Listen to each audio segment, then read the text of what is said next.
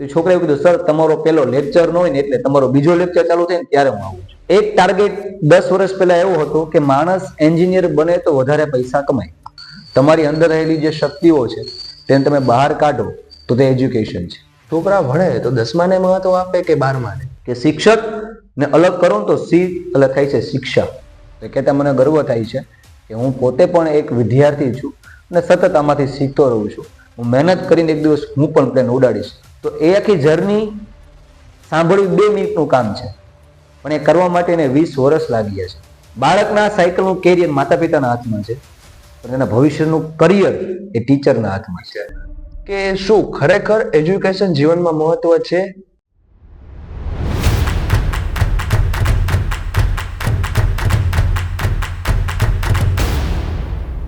કેમ છો? મજામાં? Welcome to omega institute. આજે અમારી સાથે ગેસ્ટ છે જે એક એડ્યુકેટર છે, સાથે સારા એવા એન્કર પણ છે.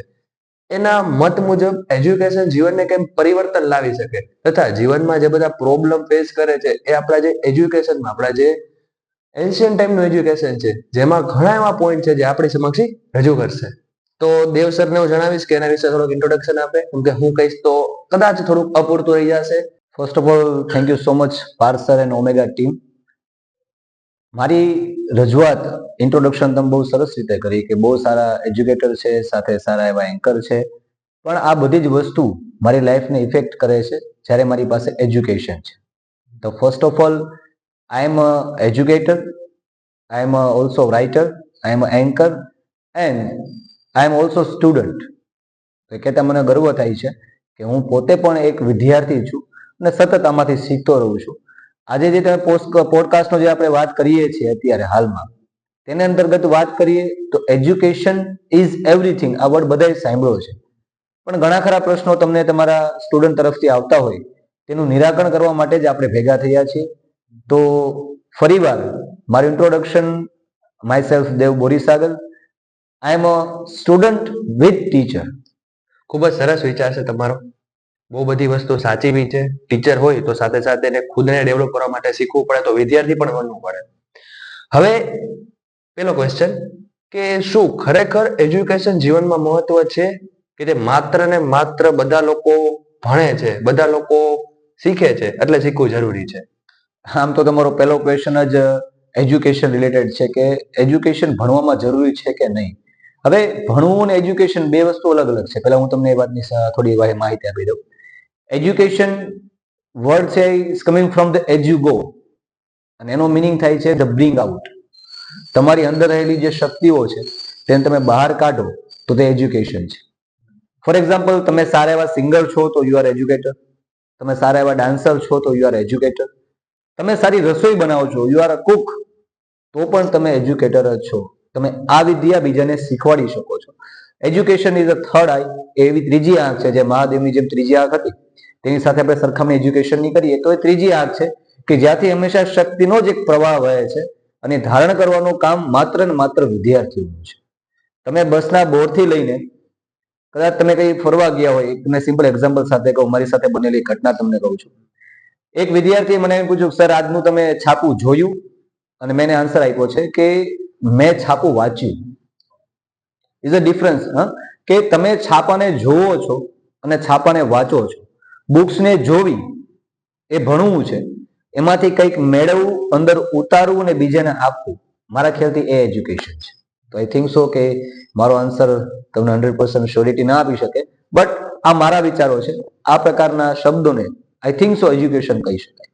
તો સાચી વાત છે કે એજ્યુકેશન અને એ બધી વસ્તુ વચ્ચે જે ડિફરન્સ સમજાયું, સાચી વાત છે. હવે મારો બીજો ક્વેશ્ચન એવો છે કે છોકરા ભણે તો 10માને મહત્વ આપે કે 12માને?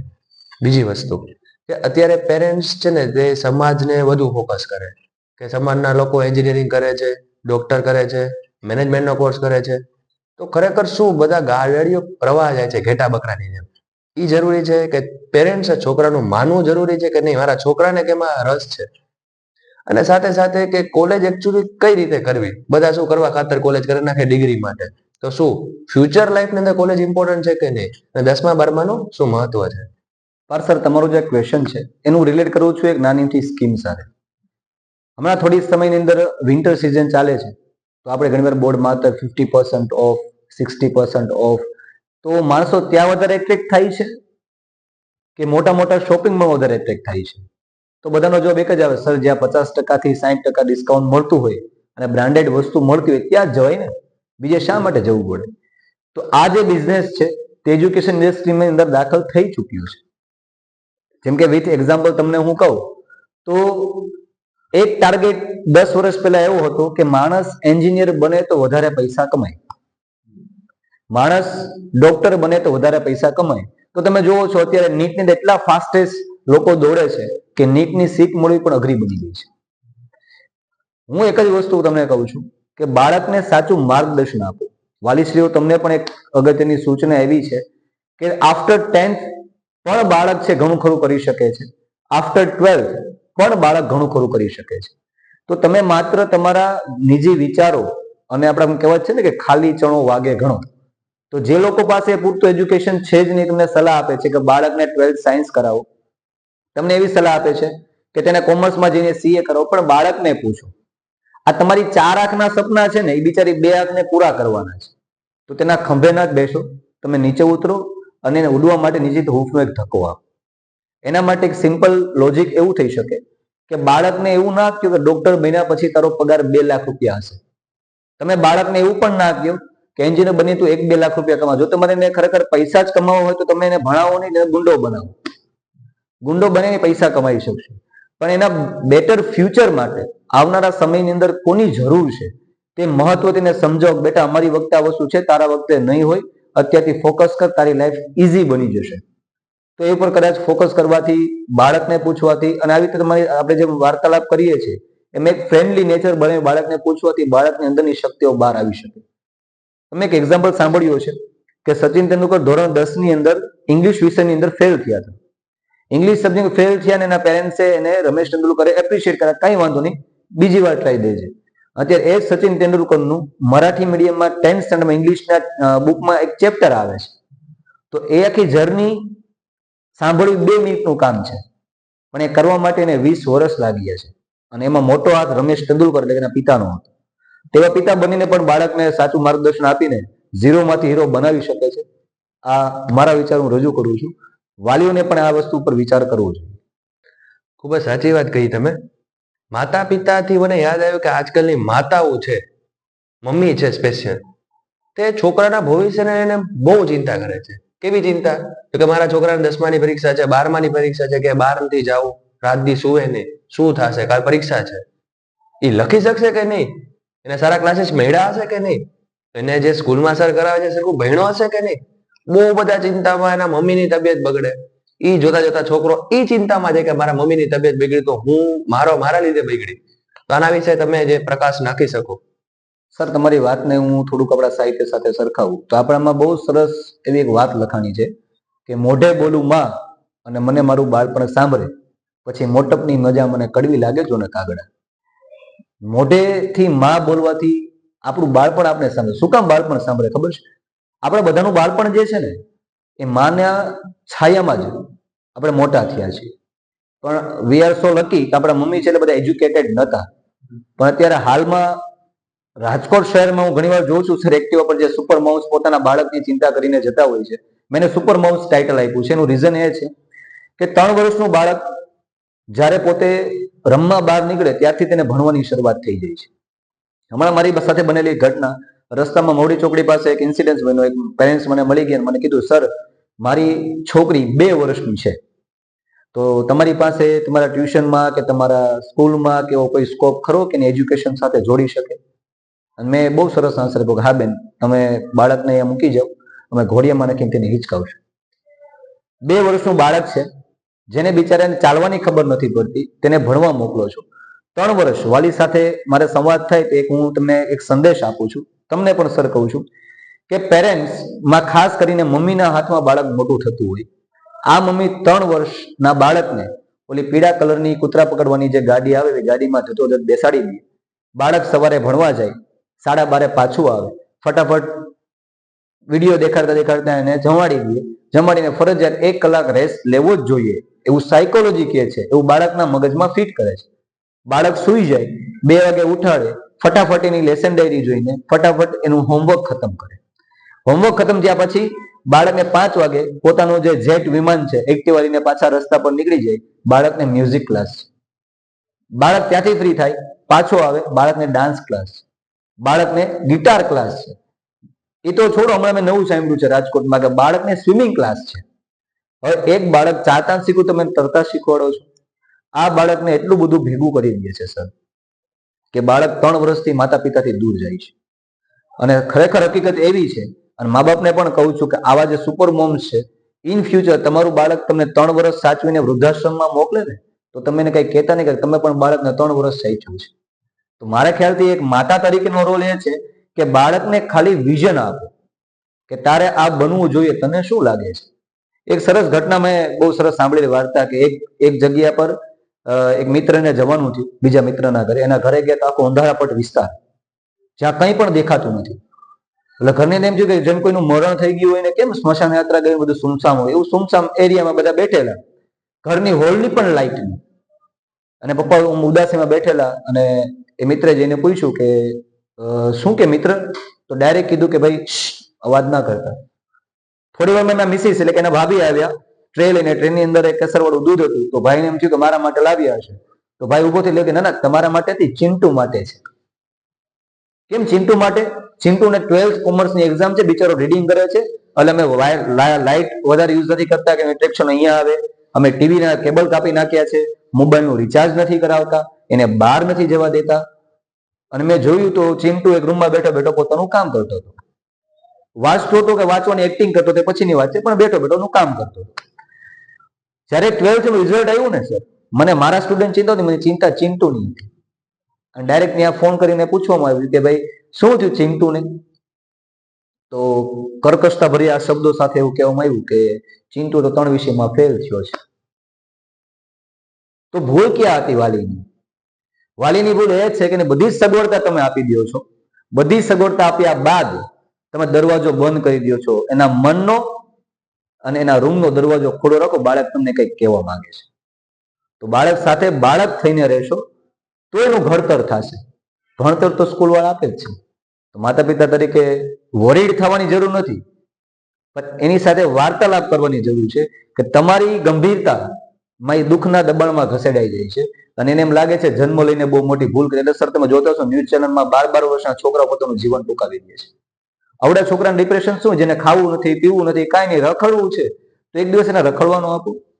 માતા પિતા તરીકેની આ ભૂમિકા છે. અને પપ્પાને પણ ખાસ વિરોધ છે કે ભાઈ તમારું કામ બુધવારે કે રવિવારે બાળકોને બહાર ફરવા લઈ જવા, જમાડીને ઘરે પહોંચાડી દેવા એટલું નથી. માતા એકલી ન પહોંચ્યું, બાળકને પણ કહેવું પડે. પણ વાંધો એ છે સર કે પિતાને આવી કચકચ જોતી નથી, એટલા માટે બાળકને આઈ થિંક સો કે ઘરની બહાર કે ડે સ્કૂલમાં કે બોર્ડિંગ સ્કૂલમાં મોકલી દે છે. આ મારા વિચારો છે. વાલી તરીકેની ફરજ મારા હિસાબથી આ હોવી જોઈએ. ખૂબ સરસ વિચાર છે તમારા. બહુ જ સાચી વાત કીધી તમે કે જે માતા પિતાએ ખાસ કરીને સુપર મોમ્સ, જે તમે શબ્દ યુઝ કર્યો અને જે મોમ્સ નું કેરેક્ટર બતાવ્યું કે, અને આ બધી વસ્તુ રિયલ થાય જ છે બહુ બધી જગ્યાએ. તો એ લોકોએ સમજી વિચારીને જે પોતાનું માઇન્ડ ડાયવર્ટ કરે, જે તમે અત્યારે જે મસ્તની મોટિવેશનલ સ્પીચ આપી, જેમાંથી કદાચ એમાં થોડુંક ઇમ્પ્રુવમેન્ટ આવી શકે, એ આપણા માટે સારું રહેશે. હવે ત્રીજો ક્વેશ્ચન એ કે તમારા મત મુજબ આપણી જે એજ્યુકેશન પોલિસી છે, જે અત્યારનું ભણતર ચાલે છે, એમાં કઈ કઈ વસ્તુની ખામીઓ છે, અને તથા તમારા મત મુજબ એ ખામીઓ કઈ કઈ રીતે ચેન્જ કરી શકાય? સૌથી પહેલા તમારો ક્વેશ્ચન છે, એ ક્વેશ્ચન બહુ રેર કેસમાં પૂછાતો ક્વેશ્ચન છે કે એજ્યુકેશનની અંદર ખામીઓ શું શું છે. પહેલા તો મને એવું જ લાગે છે કે એજ્યુકેશનલ છે ને એ ટાઈમ ટેબલ અનુસાર ના ચાલવું જોઈએ. એક બુકમાં મેં ફિનલેન્ડની આખી જે સ્ટોરી વાંચી, બાળકે પોતાના ભણતરનું એક અલગ નજરાણું મૂક્યું છે. શું મૂક્યું છે? તેને એવું કહેવામાં આવ્યું છે કે ફિનલેન્ડના બાળકોને સવારે મોર્નિંગમાં પહેલા બે લેક્ચર એમને સ્પોર્ટ્સ આપવામાં આવે છે. બરાબર. જે નેગેટિવ બાળકો છે તેની તમામ ઉર્જાઓ નીકળી છે. સાચી વાત છે. અને આખો દિવસ શાંતિથી ભણી શકે. અને તમે બધા લગભગ તમારા સ્કૂલમાં તમે પેરેન્ટ્સ પણ જોતા હશો ટાઈમ ટેબલમાં કે બાળકના છેલ્લા 2 લેક્ચર સ્પોર્ટ્સના રાખે. ઓલરેડી ભણીને થાકી ગયું. બરાબર છે. પછી બાળક સાથે કોઈ વ્યક્તિ વાત કરે. હું એનું એક્ઝામ્પલ તમને થોમસ આલ્વા એડિસન સાથે હું કરવા માંગુ છું કે થોમસ આલ્વા એડિસન સ્કૂલનો સૌથી ખરાબ વિદ્યાર્થી માનવામાં આવતો. બરાબર છે. પણ ખરેખર તે ખરાબ વિદ્યાર્થી હોઈ શકે સર? ના હોઈ શકે. જો હોય તો આ બધા લાઇટ્સ ની ઇનોવેશન કોણ કરે? તો ખરાબ વિદ્યાર્થી હતો કે એને બનાવી દેવામાં આવ્યો હતો? It's depend on to school. કોઈ બાળક છે એને નથી આવડતું એટલા માટે શીખવા માટે સ્કૂલે આવે છે, એટલા માટે કોચિંગ સેન્ટરે જાય છે. કોચિંગ સેન્ટર ચાલુ થવાનું એક નાનું નજરનું, સર પેલા ગુરુકુળ પરંપરા હતી ક્યાં કોચિંગ સેન્ટર હતા? બાળક 100% એમાં જ ધ્યાન દેતો. બરાબર છે. હવે કોચિંગ સેન્ટર છે, બધા એમ કે છે કોચિંગ સેન્ટર ધમધમે છે, કોઈ ત્યાં કોઈ કહેતું નથી, આમ છે તેમ છે, સ્કૂલ વાળા ઘણા ખરા ઓબ્જેક્શન દે છે. પણ મારો ક્વેશ્ચન માર્ક એટલો જ છે કે કોચિંગ સેન્ટર વાળા પોતાના કોચિંગ સેન્ટર ચલાવે છે શું કામ? તમે એક વાત યાદ રાખો સર, ગણિતની અંદર વિદ્યાર્થીઓ ફેલ થાય છે, તો આ એ આર્યભટ્ટનું ભારત છે જેને 0 આપ્યો હતો? બરાબર છે. નિર્મળ મારી વાત છે. આપણે પશ્ચિમી સંસ્કૃતિ એટલી અપનાવી લીધી છે કે સર તમે તો સોશિયલ સ્ટડીના ટીચર છો, તમને ખબર છે ઇતિહાસની અંદર પણ આપણા ભારતનું એક આગવું સ્થાન નથી. સાચી. તો એજ્યુકેશનની અંદર જે ખામીઓ છે તે તેની રેફરન્સ બુકમાં છે, તેમની ટેક્સ્ટ બુકમાં છે.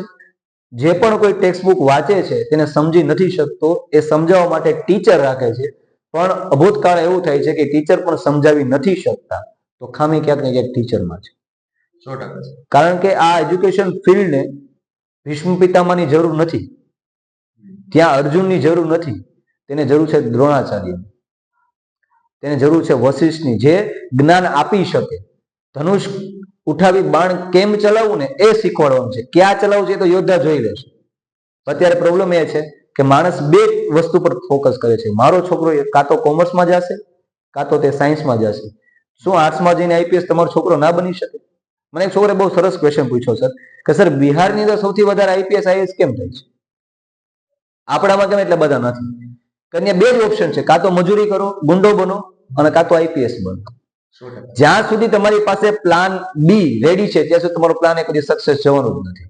સાચી વાત છે. અને પ્રોબ્લેમ એ છે કે પ્લાન બી ઓલરેડી માતા પિતા જ આપે છે. મારો છોકરો ભણવામાં નબળો હશે તો કોચિંગમાં મોકલશે. ઓકે. બાળક ક્વેશ્ચન માર્ક કરે છે કે હું શું કરીશ? કાંઈ વાંધો નહીં, ભણવામાં ધ્યાન દે, નહીં તો આપણે 2 કલાક ટ્યુશન કરાવી લઈશું. બરાબર. એની પાસે પ્લાન બી છે તો પ્લાનમાં ધ્યાન આપવાનું નથી. જે વસ્તુ 2 કલાકમાં મળે છે, ટ્યુશન ક્લાસીસમાં જઈને સર છોકરાનું રિઝલ્ટ સુધરે. શું કામ? 2 કલાક તેને ટ્યુશન કરાવવામાં જ આવે છે, પણ સ્કૂલમાં શું તેને 6 કલાક ભણાવવામાં જ આવે છે? આ ક્વેશ્ચન માર્ક મારે વાલીઓ સુધી પહોંચાડવો છે. શું એને ભણાવવામાં જ આવે છે? તમે બાળકને એમ કહો છો કે એજ્યુકેશનની અંદર તારે ભણવું જોઈએ, પણ કોઈ એવું કીધું શું કામ ભણવું જોઈએ? ખામી ત્યાં છે સર. સાથે સાથે એને જો મહત્વ સમજાવવામાં આવે કે શું કામ ભણવું જોઈએ, શા માટે ભણવું જોઈએ, તો બાળક ભણે છે. એન્યુઅલ ફંક્શન સર થતું હોય, બધી સ્કૂલમાં થાય છે, બાળકો બહુ ઉત્સાહભેર ભાગ લે છે. શું કામ? ખબર છે, એને ખબર છે કે મને સ્ટેજ મળશે. તો શું તમે વાલીઓ અને શિક્ષકો ભેગા થઈને બાળકને 10 વર્ષ પછીનું સ્ટેજ ન બતાવી શકીએ? મારા ખ્યાલથી આ બધી ખામીઓ છે. તેને ભરવા માટે શું કરી શકાય? એનો એક સરળ ઉપાય છે કે દરેક શિક્ષક એક પુસ્તકથી ઓળખાતો હોય, અને પુસ્તક ખાલી હોવું જોઈએ, અને દરરોજ પોતાના વિચારો લખીને બાળકને આપવું જોઈએ. બાળક એ વિચારો ગ્રહણ કરે. સર ટીચિંગ ફિલ્ડ કેટલી ઇમ્પોર્ટન્ટ છે તમને ખબર છે? કે તમે કદાચ આપણા ભારતનો સૌથી પહેલો નાગરિકતા કોને મળે છે? રાષ્ટ્રપતિને સૌથી પહેલા નાગરિકતા મળે. રાષ્ટ્રપતિને બધા યાદ નહીં હોય, પણ તેના ટીચર એને યાદ હશે. વર્ષમાં એકવાર એના ટીચરને યાદ કરશે. શું કામ? ખબર છે કે એને એની લાઈફ ચેન્જ કરી. સર એક એક્ઝામ્પલ, મેથ્સના સર હોય ને સર, બરાબર, એ મગજના બહુ સ્ટ્રોંગ હોય. શું કામ? મેથેમેટિક્સ લોચા કરી નાખે મગજ. એકવાર એક છોકરો બારી પાસે ઉભો હતો. બારી પાસે ઉભો પ્લેન ઉડતા જોતો હતો.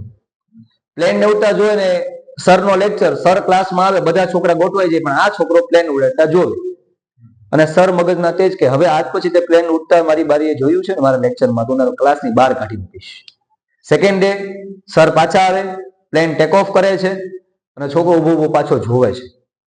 આ જોતાની સાથે જ સરનો મગજ સર છોકરાને બહાર મોકલી દે છે. આવું સતત 17 દિવસ સુધી થયા રાખે છે.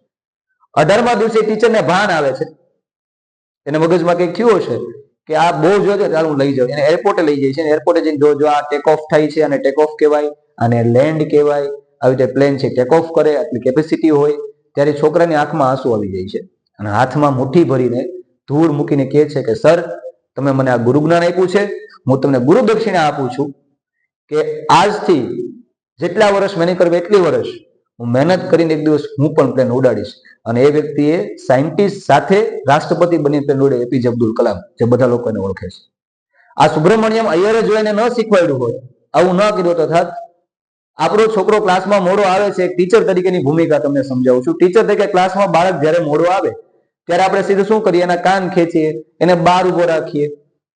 એક દિવસ સતત છોકરો 30 દિવસ સુધી સતત લેટ આવ્યો, પેરેન્ટ્સ તરીકે કોઈ કહેવા માટે ન આવ્યું, તેને વિચાર આવ્યો, ભાઈ સરે પૂછ્યું કેમ બેટા તું મોડો આવ્યો, કેમ બેટા 30 દિવસ સુધી પૂછ્યું, બાળક કઈ ના કઈ બાના બનાવે. અને પછી છોકરાને પૂછ્યું કેમ તું રોજે મોડો આવે છે? તો છોકરાએ કીધું સર તમારો પેલો લેક્ચર ન હોય ને એટલે તમારો બીજો લેક્ચર ચાલુ થાય ને ત્યારે હું આવું છું.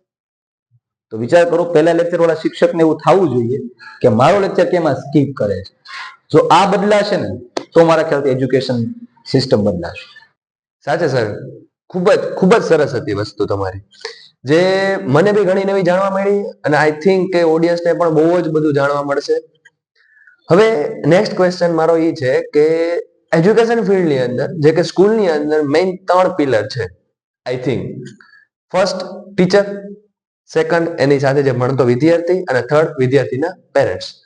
તો આ ત્રણેય વચ્ચેનો સંબંધ એકચ્યુઅલી અત્યારે શું છે અને રિયલમાં શું હોવો જોઈએ?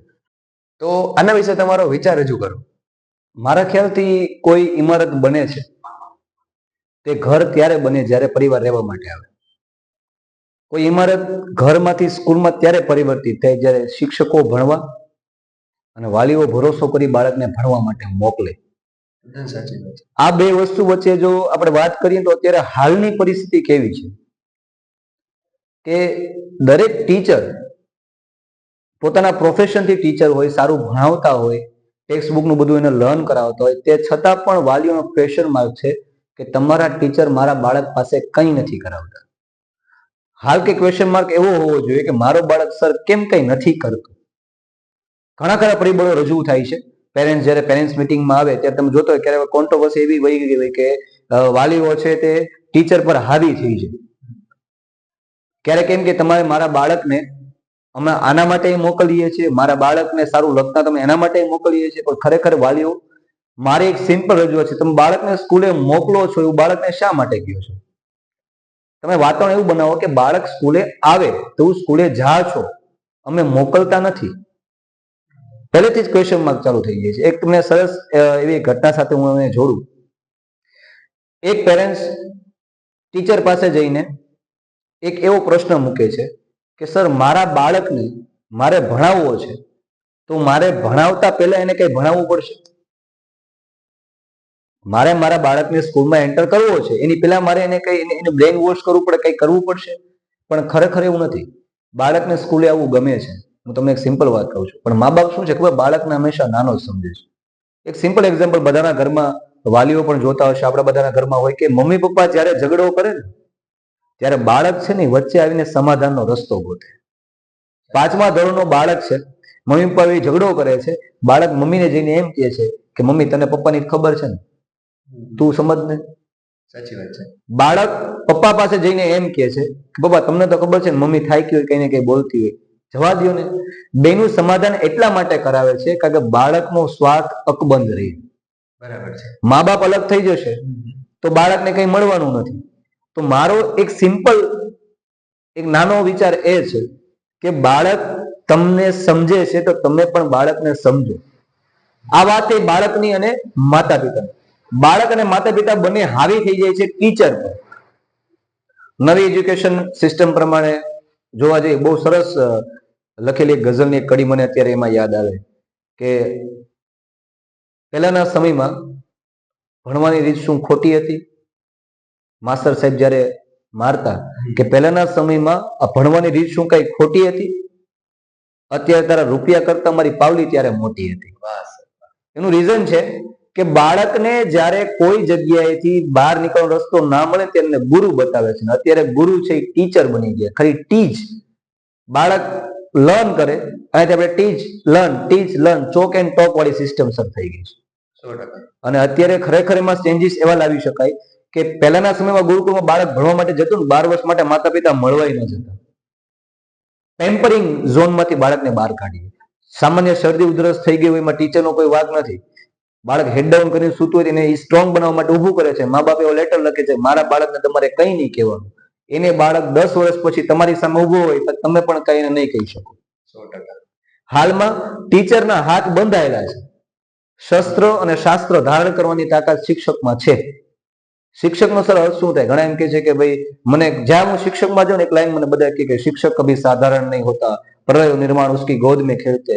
પણ હું એની સાથે એક વસ્તુ એડ કરવા માંગુ છું કે શિક્ષક ને અલગ કરો ને તો સી એટલે થાય છે શિક્ષા, ક્ષ એટલે થાય છે ક્ષમા અને ક એટલે થાય છે કર્મ. શિક્ષા આપે, ન આવડે તો એને મારે, પછી એને ક્ષમા કરે, ત્યારે બાળક કર્મ શીખે છે. અને આ કર્મ જો એ નહીં શીખી શકે તો ભવિષ્યમાં તમારો બાળક ભારતનો એક એવો નાગરિક હશે જે તમારા સહારે જીવી રહ્યો છે. ઘણા મને કહે છે સર આવું બધું નોલેજ લેવાથી શું થાય? આવા પોડકાસ્ટ તમે ઘણા જોયા, ઘણું કઈ પરિવર્તન નથી આવતું. કારણ એ છે કે તારે લાવવું નથી. બાકી જે વસ્તુ એકવાર વાંચીને યાદ રહી જતી હોય ને, એકવાર સાંભળે પણ યાદ રહી જાય. તો આપણે ઘણીવાર એવી કોઈ વાતમાં ફસાઈ ગયા હોય. એક મને બહુ શોર્ટ અને નાનો શબ્દ એક આવે છે કે લીવ ઇટ. જે વ્યક્તિને છોડતા આવડતું હોય ને એ વ્યક્તિને બધું પામતા આવડે. તો મા બાપના ઝઘડાને છોડીને બાળક ભણવા બેસે, પાછા મા બાપ એવું જતાવે છે કે તારી પાસે એટલા પૈસા છે, તારે કોઈની જરૂર નથી. ડાયરેક્ટલી નહીં પણ ઇનડાયરેક્ટલી ચોરે બેઠા બેઠા એમ કે છે મારો છોકરો કદાચ કાંઈ ન કરે ઉપાધિ આપણે એટલા કમાણા છે. એ બાળક સાંભળે છે. પછી તમે એમ કહો છો કે બાળક કઈ કરતો નથી. અત્યારથી બાળક ચાલવાની સ્થિતિમાં તમે એક્ટિવા આપી દો છો. બાળક જ્યાં સુધી રોડના રસ્તાના માપ નહીં માપે તો આકાશ મૂડવાના સપના ક્યારે પૂરા કરશે? 100% સાચી વાત છે. એટલે આ વસ્તુને જો આપણે થોડીક આધુનિકતા પ્રમાણે સરખાવીએ ને તો વાલીઓને પણ એક વિશેષ સૂચના છે, એક મારી પ્રાર્થના છે કે ટીચર છે ને એ ગુરુ સમાન છે. અને ગુરુનો અર્થ જ થાય છે પ્રકાશમાં અંધકારમાંથી પ્રકાશ તરફ લઈ જવું. હવે હાથ પકડીને અડધા અંધારે લઈ જતા હોય ને એને એમ લાગે છે મારા છોકરાને કિડનેપ કરીને લઈ ગઈ છે. અને મા બાપ આવીને બાળકોને બચાવે છે. અને એની બાળકો મા બાપને જયારે 10-15 વર્ષ પછી વૃદ્ધાશ્રમમાં મૂકવા જાય ને ત્યારે યાદ આવે છે કે સરે મારા છોકરાને 2 ઝાપટ મારી, 2 વધારે મારી હોત ને તો મારો છોકરો આ વસ્તુ ના કરે. આ વસ્તુ માત્ર ને માત્ર એક શિક્ષક જ શીખવાડી શકે. અને ખરા અર્થમાં શિક્ષક એ જ છે જે આની સામે લડે. પણ સર પ્રોબ્લેમ એ થઈ ગયો છે અત્યારે એટલું બધું પોલિટિકલ રિવ્યુઝ આવે છે ને કે આ સ્કૂલમાં આ સરના ત્રાસથી છોકરાએ આવી રીતે આપઘાત કર્યો. આપઘાત કોના કારણે કર્યો? સરના કારણે. હમણાં એક બનેલી તાજેતરની ઘટના કે સરે એનું પેપર લઈ લીધું, પોલીસની ધમકી આપી અને બાળકે સુસાઇડ કરી લીધો. મારી એક ટકોર છે વાલીને, આવા જયારે તમે ન્યૂઝ લઈને આપણે જઈએ છીએ ને એક વસ્તુ એવું પણ સમજો કે કોઈ એક વિચારથી માણસ છે ને તે મૃત્યુ તરફ નથી જતો. આવા કેટલાય વિચારો એના માનસિક મગજમાં આવતા હશે.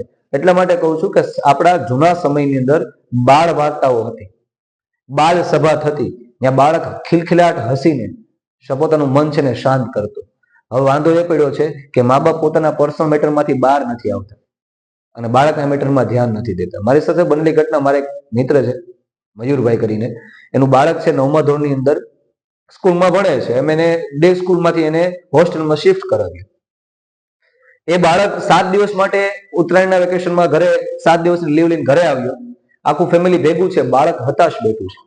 બાળક કઈ બોલતું નથી, મોબાઈલમાં ગેમ રમે છે, ટીવી જોવે છે, બાર બાળકો સાથે રમવા નથી જતું, કોઈ વસ્તુ નહીં, ઘર સાથે કોઈ એને સંબંધ જ નથી.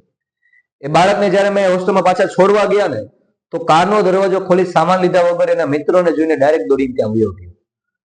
અને મારા ફ્રેન્ડે બહુ ગર્વથી કીધું કે જોયું, આવી સ્કૂલ હોવી જોઈએ, બાળકને પોતાની જગ્યાએથી ખેંચે, એટ્રેક્શન કરે.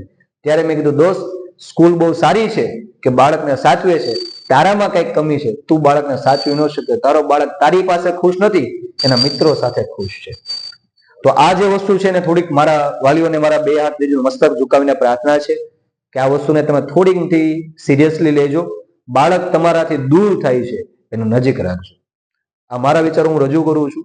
હોઈ શકે કે આના કરતા પણ સારું થઈ શકે, પણ એક નાની શરૂઆત, એક કીડી ક્યારેય હારતી નથી. આપણે માણસ છીએ, વિચારથી અને કર્મથી ના થતી.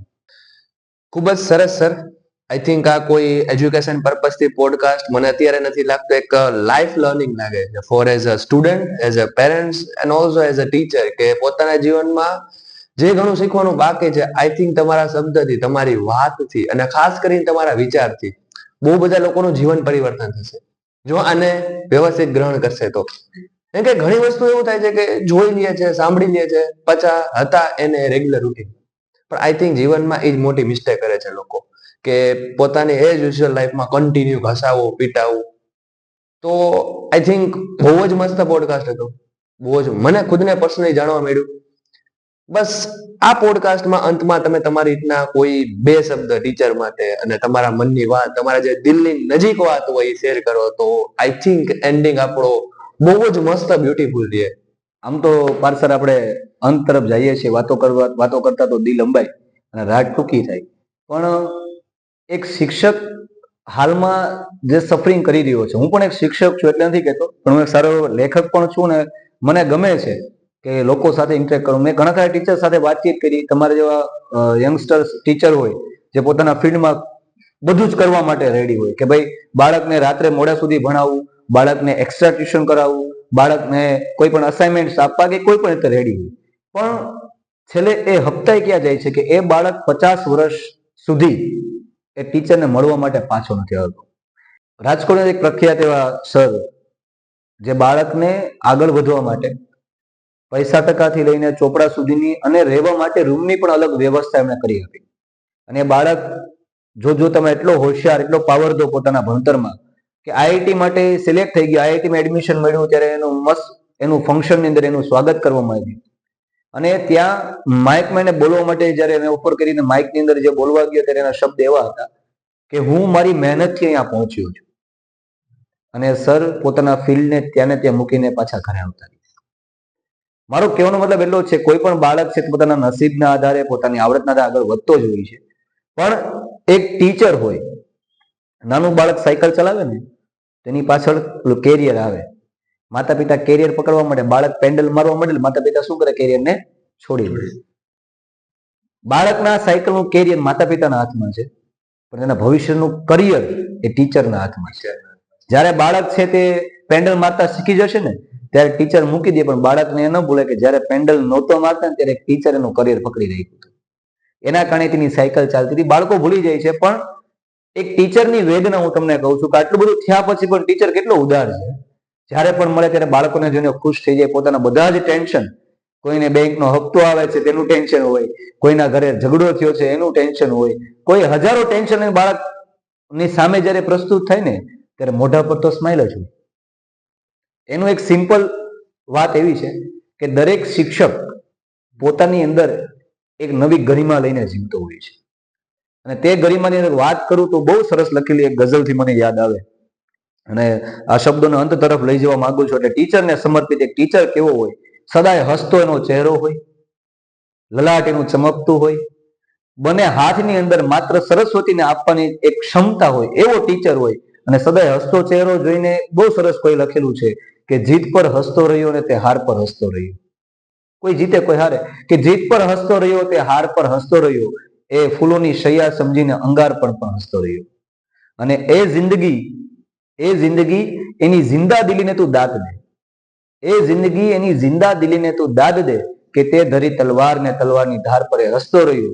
કોઈએ તેનો સ્વીકાર કર્યો તો કોઈએ તેનો ઇનકાર કર્યો. કોઈએ તેનો સ્વીકાર, કોઈ ટીચરને સ્વીકારે, કોઈ એમ કે આ તો ખરાબ ડોબો માણસ છે. કોઈએ તેનો સ્વીકાર કર્યો, કોઈએ તેનો ઇનકાર કર્યો. જે ના મળ્યું સ્થાન, એ સ્કૂલના સ્થાનના આધારે તે હસતો રહ્યો. અને જીવતો કદાચ દફનાવી દીધો હોય તમે કબ્રમાં ને બહારથી તમે રડતા રહો. ટીચર એટલો ઉદાર છે, મર્યા પછી પણ બાળકને નહીં ભૂલે કે જીવતો તમે દફનાવી દીધો કબ્રમાં ને બહારથી ભલે તમે રડતા રહો, તમને રડતા જોઈને પણ અંદરથી શિક્ષક હસતો રહ્યો. તમને રડતા જોઈને અંદર શિક્ષક હસતો રહ્યો. હસતું સર, ખૂબ જ મજા આવી.